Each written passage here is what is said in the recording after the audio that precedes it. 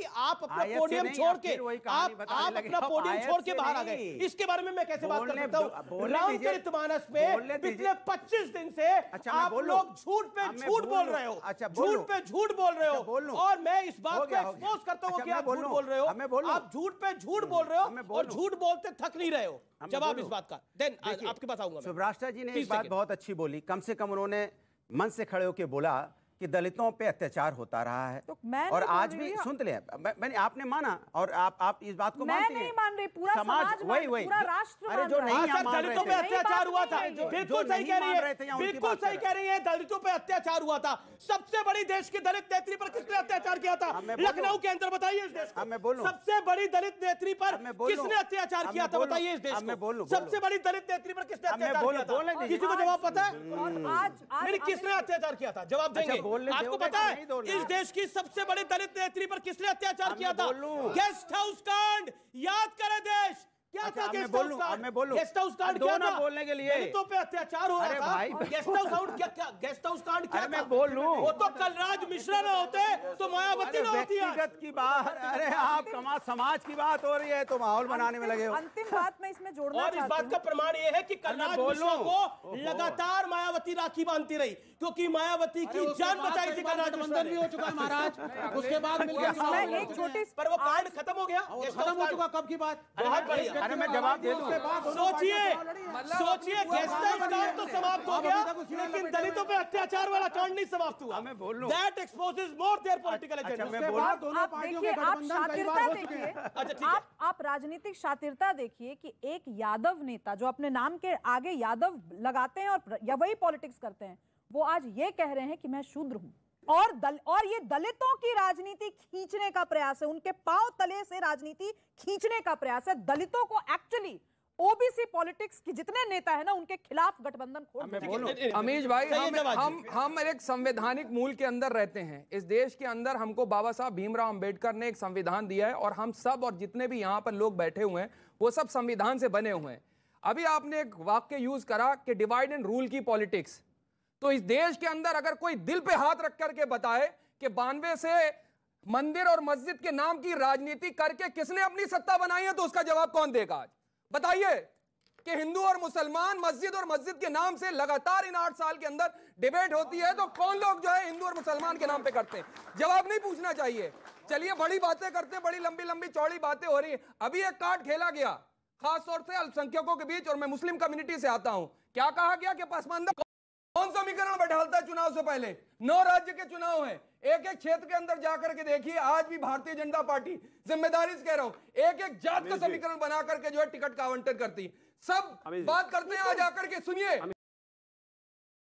That is the political management। अगर कोई ऐसा करता है विश्वास, ठीक है आप एक सेकंड अमीश भाई, सबका साथ, सबका विकास, सबका विश्वास, एक भी मुसलमान को टिकट नहीं मिलता है। क्या ये सवाल नहीं पूछना चाहिए भारतीय जनता पार्टी से? सत्ता में बैठे हुए लोग हैं, काफी गुस्सा में जवाब देगा।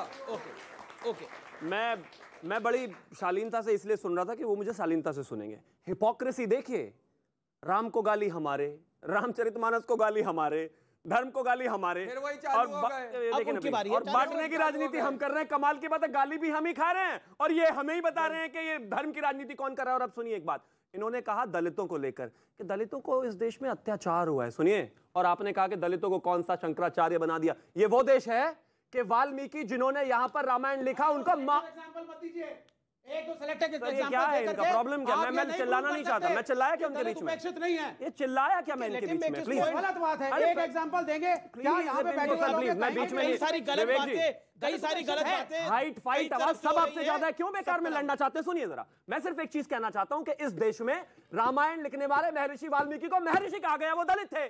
यहाँ पर महाभारत जिसने लिखी वो मछुआरन का बेटा था वेद व्यास, वो भी ऐसे ही थे। और इस फिर बीच में ये 10 सेकंड नहीं टिक सकते। वर्बल डायरी है क्या? कमाल बेवकूफी है। यहाँ पर अभी बहुत उत्तेजित होकर सैयद साहब ने बोला कि देखिए बहुत ज्यादा, और पब्लिक ने तालियां भी मारी, दोबारा तालियां मारी। इन्होंने बहुत अच्छी बात बोली, सैयद जवाद के लिए ताली बजाइए।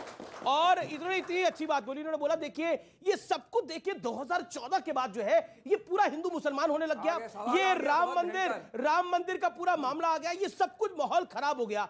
47 का बंटवारा किस नाम पे हुआ था? हिंदू और मुसलमान के नाम। अच्छा अमीश भाई, 47 में नरेंद्र मोदी था, आरएसएस था, कौन था?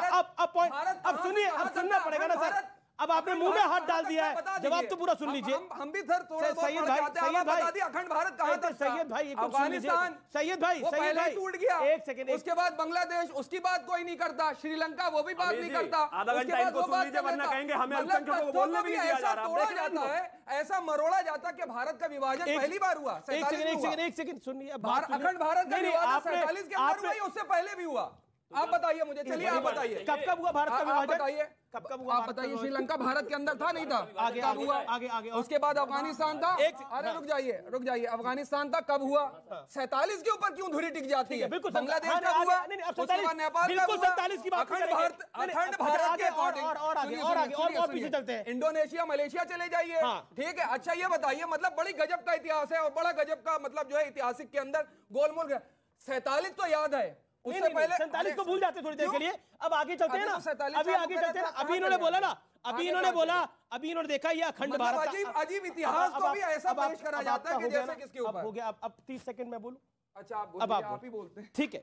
अब देखिए, मैंने बोला देखिए 47 में भी तो हिंदुस्तान और पाकिस्तान हुआ था। अगर आपको बीच में बोला 10 सेकंड और ले लीजिए, बोल लीजिए, आप तसल्ली पूरी करिए। आपसे मैं एक ही बात कह रहा था, शांत रहिए ना, फिर कमाल की बात है। अभी मतलब मैंने बोला 47, इन्होंने बोला नहीं 47 की बात क्यों करो, उससे पीछे चले जाओ, उसके पीछे की क्यों बात करो और पीछे चले जाओ। इन्होंने अपनी रिपोर्ट काट दी। अभी आपने देखा इन्होंने अपनी रिपोर्ट काट दी। ये कोई 2014 से हिंदू मुसलमान नहीं होने लगा। अभी खुद जनाब ने माना है कि 100 साल से ज्यादा से हो रहा है। अभी खुद माना है इन्होंने 100 साल से ज्यादा से हो रहा है। तो इसलिए इनके लिए जोरदार तालियां बजा दीजिए, इन्होंने अपना प्रमाण खुद दिया है। अगर सैयद भाई मानते हैं कि वास्तव में अखंड भारत था और वास्तव में अखंड भारत को अखंड रहना चाहिए, तो यही बात तो संघ कर रहा है भाई साहब, नफरत ही तो कर रहा है। आपने कहा अखंड भारत था, भारत के बहुत सारे टुकड़े हो गए, तो आप क्या चाहते हैं? जो जातियों में जो विभाजित किया जा रहा है, आपके बड़े भाई, 2 बड़े भाई यहाँ पे जो विभाजित करने का प्रयास करें, रोकिएगा तब तो अखंड भारत का जो टुकड़ा बचा है हमारे पास वो अक्षुण्ण रह सकेगा।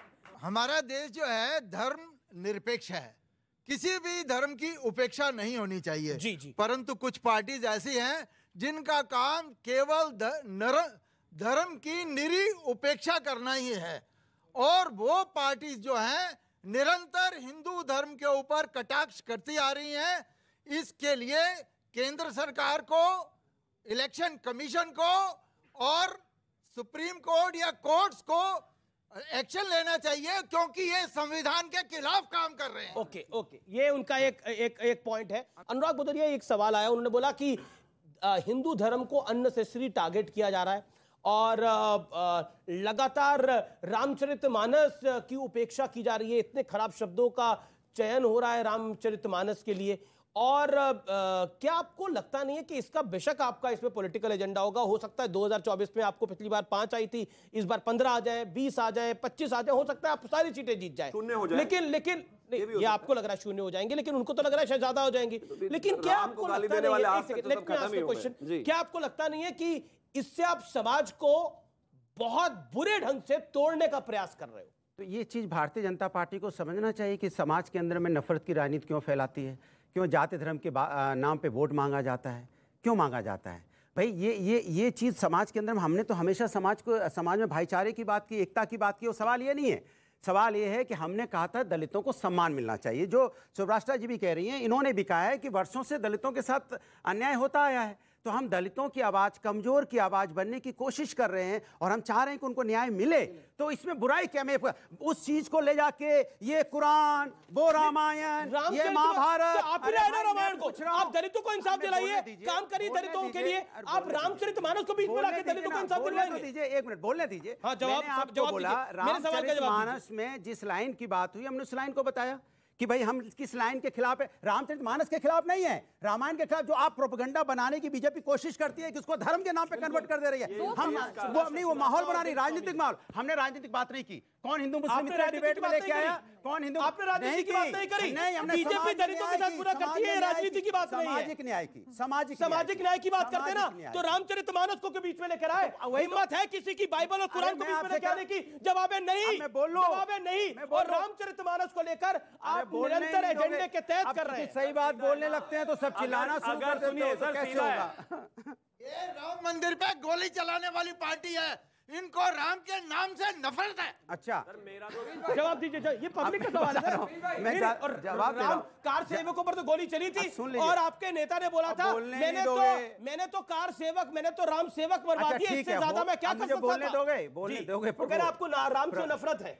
अच्छा, उनके कहने से क्या मैं मान लूं मुझे राम से नफरत है?